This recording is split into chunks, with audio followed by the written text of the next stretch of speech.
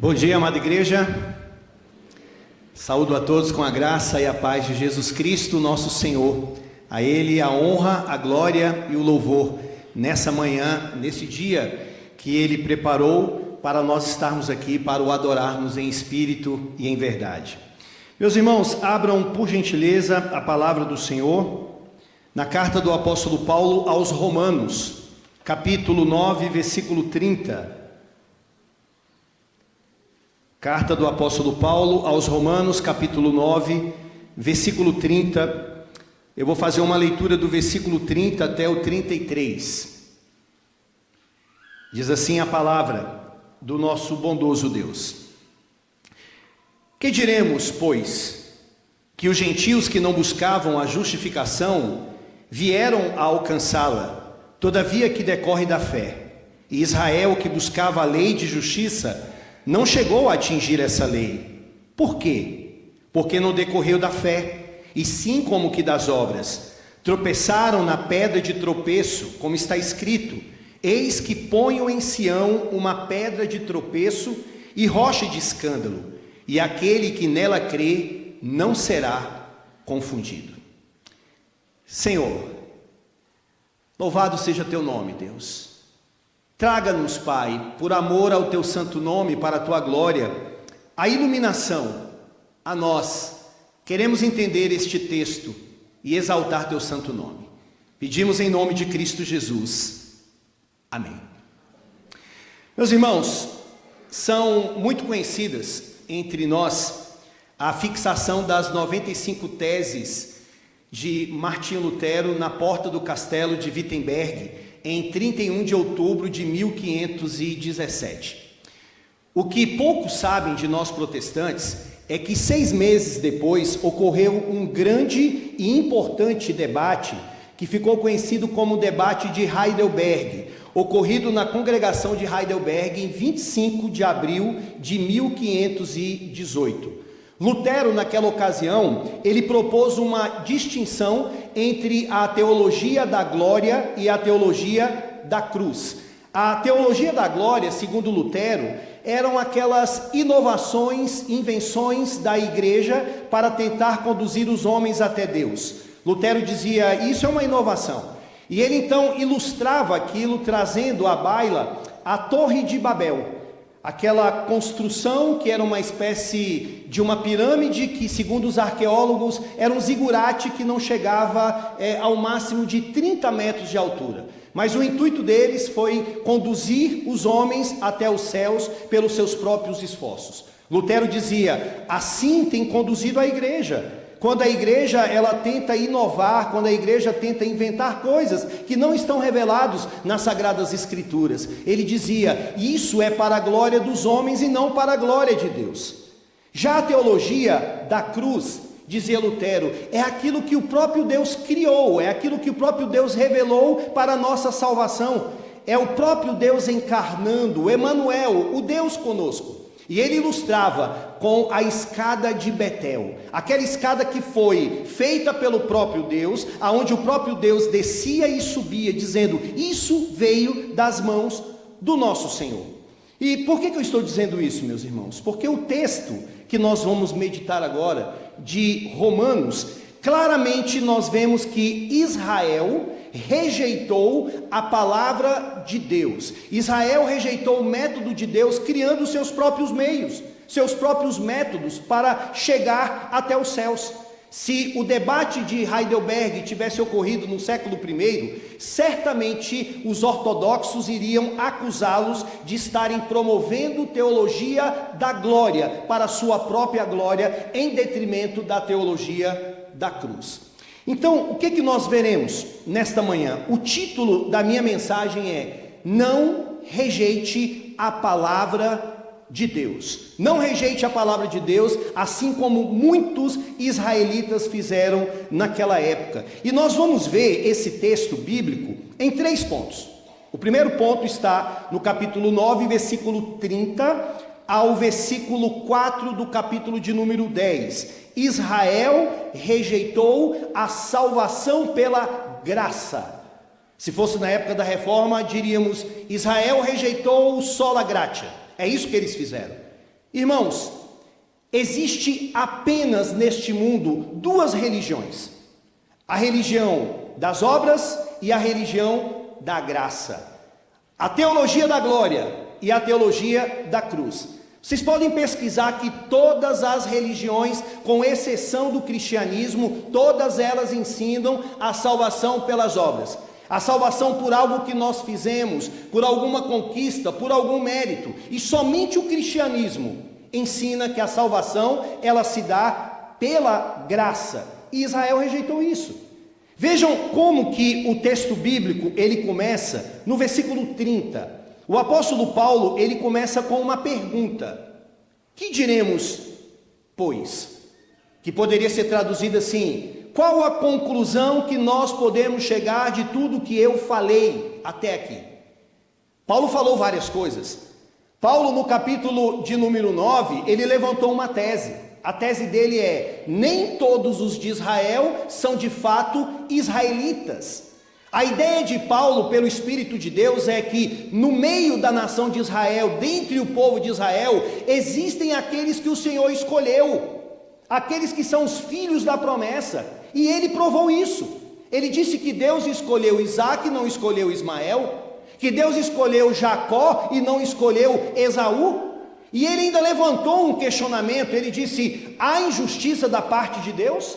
Deus é injusto porque ele escolhe um e não escolhe outro? E a resposta foi: de modo nenhum. Terei misericórdia de quem eu quiser ter misericórdia, compadecer-me-ei de quem eu quiser ter compaixão. O que Paulo estava dizendo é: Deus não é obrigado a ter misericórdia de ninguém. Misericórdia não é uma obrigação. Misericórdia é Deus deixar de dar a você o que você merece, que é a condenação. É igual graça. Se graça é uma obrigação, ela perde o sentido de ser. Por isso que ele diz: terei misericórdia de quem eu quiser ter misericórdia e compadecer-me-ei de quem eu quiser ter compaixão. E após ele ter dito todas essas coisas, então no versículo 30 ele diz: que diremos, pois? Qual a conclusão de tudo isso? Sabe qual a conclusão do apóstolo Paulo? Olhe para o verso 30. A conclusão é que os gentios que não buscavam a justificação vieram a alcançá-la, todavia a que decorre da fé. E Israel, que buscava a lei de justiça, não chegou a atingir esta lei. Por quê? Porque não decorreu da fé, e sim como que das obras. Paulo está fazendo um contraste aqui entre o que os gentios não buscavam e receberam, e o que os judeus buscavam e não receberam. Os gentios não buscavam a justificação pelas obras. Na verdade, os gentios, eles estavam como mendigos, sem terem nada, com as mãos vazias diante de Deus. O evangelho foi pregado a eles, eles aceitaram Cristo como Salvador e receberam a justificação. E os judeus, o que eles buscavam? Eles buscavam a justificação pelas obras. Eles buscavam a justificação pela circuncisão, pela guarda da lei, pela tradição, pelos méritos deles. E aquilo que eles buscaram, diz a palavra do Senhor, isso eles não receberam, porque não decorreu da fé. É o que muitos têm feito hoje. Têm buscado a sua salvação pelos seus meios, pelos seus métodos, mas pelo fato de não decorrer da fé, não recebe. O máximo que podem receber é um elogio: você é muito bom, você faz as coisas certinhas, mas isso não vai lhe levar para o céu. Agora, dê uma olhada, meus irmãos, no versículo de número 32, a parte final e o verso 33, Paulo diz assim: tropeçaram na pedra de tropeço, como está escrito: eis que ponho em Sião uma pedra de tropeço e rocha de escândalo, e aquele que nela crê não será confundido. Paulo está citando aqui Isaías capítulo 28, versículo 16. Ele está falando sobre a pedra que é Cristo Jesus, é a pedra angular, é o dono desta igreja, é o Senhor desta igreja, mas esta pedra é apresentada como Cristo, e esta pedra também é apresentada como tropeço para aqueles que rejeitam, e Israel rejeitou ao Senhor. Muitos israelitas naquele momento rejeitaram, assim como muitos hoje também. Infelizmente, estão tropeçando na pedra que deveria ser a salvação. Não há, meus amados irmãos, salvação sem Cristo. Não há cristianismo sem Cristo. Não há uma forma, uma maneira de você se achegar até Deus se não for por Cristo. Ele é o caminho, Ele é a verdade, Ele é a vida, e ninguém vem ao Pai a não ser por Cristo Jesus. Mas eles rejeitaram.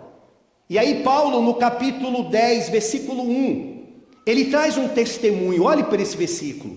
Irmãos, a boa vontade do meu coração e a minha súplica a Deus é a favor deles, para que sejam salvos. Paulo está fazendo uma oração extremamente sincera. Lá no capítulo 9, no versículo 1, Paulo falou: se possível, eu me tornaria um anátema, um maldito pelos meus irmãos, pelos meus compatriotas.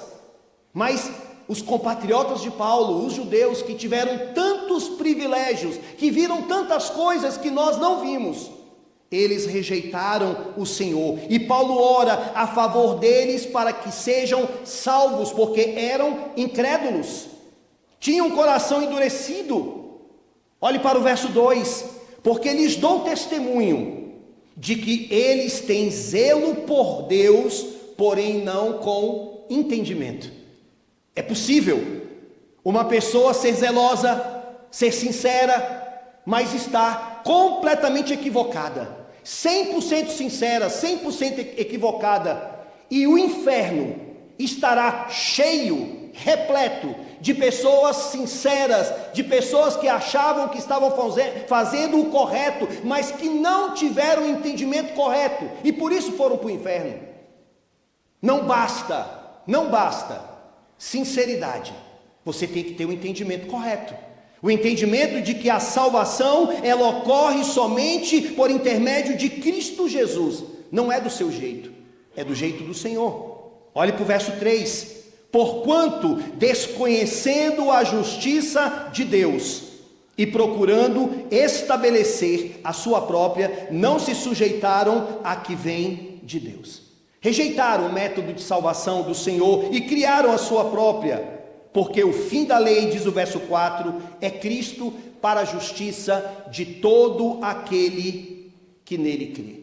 Ou seja, Paulo não está dizendo que a lei cessou, Paulo não está dizendo que a lei moral não está mais em voga, mas ele está dizendo que a lei moral, ela é como um aio, ela nos conduz até Cristo. A lei, ela mostra a tua sujeira, a lei, ela mostra a sua impossibilidade de você conquistar a salvação pelos teus métodos, pela sua justiça, mas a lei, ela aponta quem pode te purificar, quem pode te salvar, quem pode te ajudar, e o único que pode lavar e purificar o pecador é Cristo Jesus. É isso que Paulo está dizendo. Mas Israel rejeitou a salvação pela graça. Irmãos, um dia, todos nós estaremos diante do Senhor no juízo final. Todos nós, sem exceção. E caso algum de nós tenha rejeitado a palavra do Senhor, será condenado, assim como muitos israelitas o foram na época do apóstolo Paulo. Os judeus tropeçaram na pedra que é Jesus Cristo, e eu pergunto nesta manhã, e eu pergunto para você que está me acompanhando pela internet, você também tem tropeçado em Cristo Jesus? Você tem reconhecido Cristo Jesus como único e suficiente Salvador na sua vida? Será que você tem tropeçado no dinheiro? Será que você tem tropeçado na jovialidade? Será que você tem tropeçado nos prazeres deste mundo? E tem dito, eu vou amanhã, eu vou depois eu aceito Cristo. Quem lhe disse que amanhã você estará vivo? Como você pode afirmar que amanhã você estará aqui? Como você pode afirmar que amanhã o seu coração será um coração disposto ao Senhor? Por isso, Se a palavra de Deus está sendo proclamada nesta manhã, não endureça o seu coração, entregue a sua vida a Cristo Jesus. E não diga como muitos: ah, pastor, eu faço do meu jeito. É do meu jeito. O meu jeito é, eu fico em casa, eu vejo as pregações pela televisão, eu não preciso cultuar, eu não preciso estar ali com os irmãos, porque tem muitos escândalos, tem muitas coisas equivocadas acontecendo. Preste atenção, Israel fez do jeito deles, e Deus os condenou por causa disso. Quem és tu para fazer do seu jeito? Quem é você para criar o próprio método de salvação? Não faça do seu jeito, mas aceite o método de salvação de Deus, que é pela graça. Primeiro ponto, Israel rejeitou a salvação pela graça. E o segundo é que Israel rejeitou a salvação pela fé.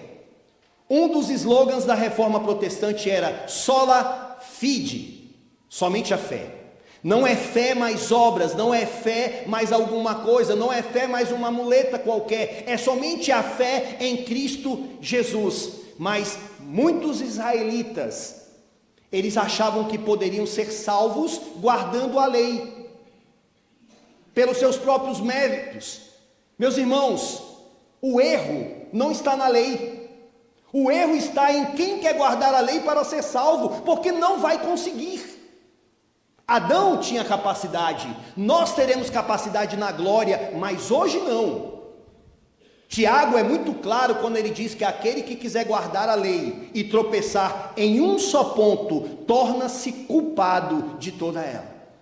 Vejam que, a partir do versículo 5, Paulo vai mostrar um outro contraste. O contraste é aqueles que querem buscar a justiça decorrente da lei e aqueles que querem buscar a justiça decorrente da fé. Os judeus, alguns, quiseram buscar a justiça decorrente da lei. Olhe para o verso 5. Ora, Moisés escreveu que o homem que praticar a justiça decorrente da lei viverá por ela. Ele está citando Levítico 18:5. Em outras palavras, ele está dizendo o seguinte: você quer guardar a lei para ser salvo? Então tente, faça isso, guarde então. Você não vai conseguir, é impossível para nós guardarmos perfeitamente. A alma que pecar, essa morrerá. O salário do pecado é a morte. Você não vai conseguir fazer isso. Só que agora ele mostra aquele que cumpriu a lei no nosso lugar, para irmos para o céu. Olhe para o verso 6. Mas a justiça, olha o mas adversativo, mas a justiça decorrente da fé, assim diz. Ele vai citar Deuteronômio 30, 12 a 14. Não perguntes em teu coração quem subirá ao céu, isto é, para trazer do alto a Cristo, ou quem descerá ao abismo, isto é, para levantar Cristo dentre os mortos. Porém, que se diz? A palavra está perto de ti, na tua boca e no teu coração, isto é, a palavra da fé que pregamos. Sabe o que Paulo está fazendo aqui, meus irmãos? Ao citar Deuteronômio, lá no contexto de Moisés, a lei foi apresentada por Deus. Deus então falou por intermédio de Moisés: vocês não precisam subir aos céus para trazerem de lá a lei já está aqui. Vocês não precisam descer ao abismo para buscá-la, ela já está conosco, cumpram. Agora Paulo pega no contexto do século I, da igreja ali, e ele apresenta Cristo dizendo: vocês não precisam subir aos céus para trazer de lá a Cristo, ele já veio, ele já encarnou, e vocês não precisam buscá-lo do abismo. Jesus ressuscitou. Então o que vocês têm que fazer? Olha o verso 9: se com a tua boca confessares Jesus como Senhor, e em teu coração creres que Deus o ressuscitou dentre os mortos, serás salvo. É isso que temos que fazer. Não é cumprir a lei para ser salvo, mas é crer em Cristo Jesus, é acreditar na providência de Deus que enviou Jesus. Porque com o coração se crê para a justiça, e com a boca se confessa a respeito da salvação. Porquanto a Escritura diz: todo aquele que nele crê não será confundido, pois não há distinção entre judeu e grego, uma vez que o mesmo é o Senhor de todos, rico para com todos os que o invocam, porque todo aquele que invocar o nome do Senhor será salvo. Ele agora está citando Joel, capítulo 2, versículo de número 10. Deixa eu te falar uma coisa, meu irmão. Salvação é por graça, favor e merecido, mas não foi uma graça barata, como disse Dietrich Bonhoeffer. Foi uma graça que custou a vida de Jesus, foi uma graça que custou a obediência de Jesus. Então você é salvo por graça, mas é pelas obras de Cristo que você vai para o céu. Então não tente se apegar à sua força, não tente se apegar à sua inteligência, à sua erudição, mas se agarre a Cristo Jesus, se agarre ao sola fide. E por fim, em terceiro e último lugar, Paulo ele vai mostrar que Israel rejeitou o sola escritura, rejeitou a pregação da palavra do Senhor. Existe uma moeda, vamos ilustrar isso aqui. Imagine uma moeda que tem os dois lados da moeda. De um lado, você pode falar da soberania. Do outro lado da moeda, você pode falar sobre a responsabilidade humana. Muitos aqui, nesse contexto paulino, estavam dizendo: a palavra de Deus falhou.